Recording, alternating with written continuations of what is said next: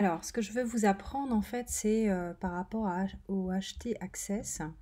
Tout simplement, c'est pour sécuriser votre site. Alors, ça paraît un peu technique. Normalement, c'est votre designer qui le fait pour vous.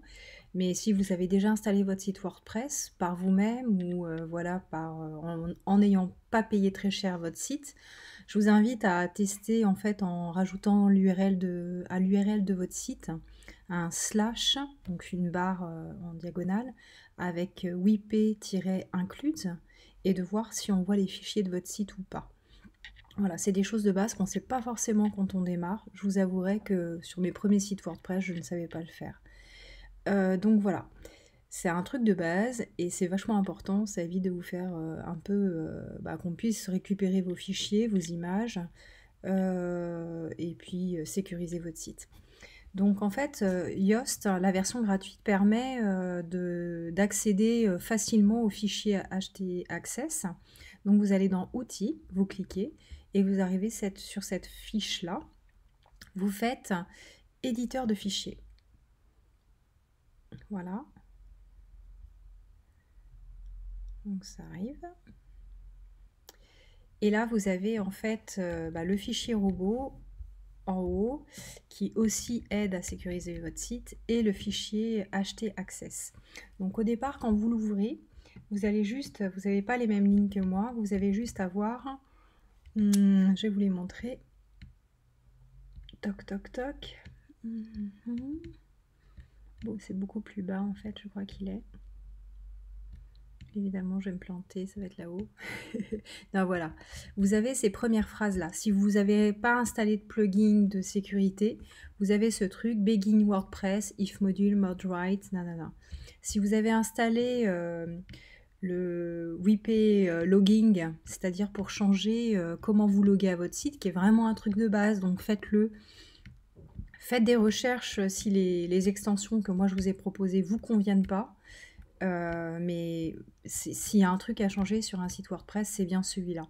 Donc si vous avez suivi ce que je vous ai dit, donc moi j'utilise Move Logging, tout simplement, ça va commencer, vos premières lignes de code vont commencer par ça, if module mode right, et en fait ça se termine, vous voyez les balises, ça fonctionne toujours comme ça. Je vous le fais en rapide, mais pour que vous compreniez un petit peu.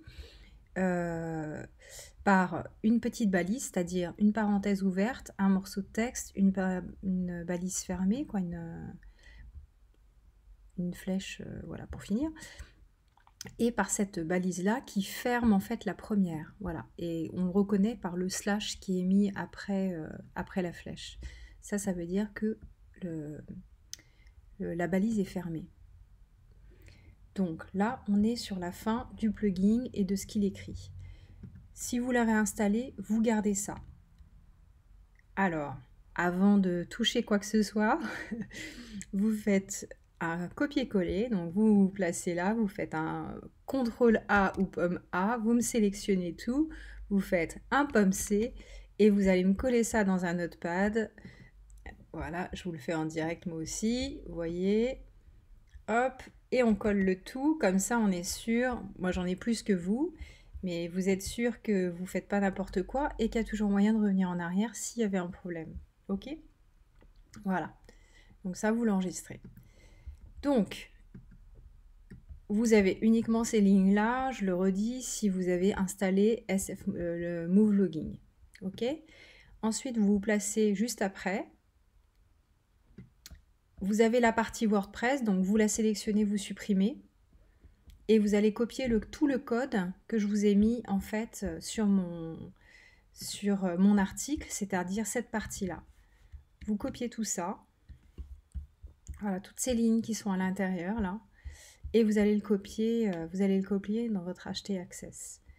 Et ça va sécuriser votre site. Alors on va regarder ensemble ce que ça permet de faire. Alors ça permet de ne pas savoir quel est l'auteur. Ça permet de ne pas permettre d'accéder au WP-config. Donc ça dit que ça empêche qui que ce soit d'y avoir accès. De protéger les fichiers htaccess, donc le fichier sur lequel on est en train de travailler et celui des passwords. Voilà. Ça évite les spams dans les commentaires, donc c'est quoi, ceinture sur bretelle, mais voilà. Ça permet tout un tas de choses. Ensuite, ça c'est par rapport aux polices, etc., fichiers audio, vidéo. Et vous avez toute la partie de WordPress là, c'est de la mise en cache aussi. Toute la partie de WordPress, donc permettre de ne pas indexer un certain nombre de choses. Voilà. Donc c'est assez important, il faut le mettre. Et ça permet au moins que vous puissiez ne pas rendre certaines parties de vos sites accessibles et de protéger d'éventuels hackages ou quoi que ce soit. C'est pas suffisant, faut aussi mettre des firewalls, et puis mettre entre autres les extensions dont je vous ai parlé. Mais voilà, ça permet réellement d'un petit peu sécuriser votre site. Voilà, c'était tout.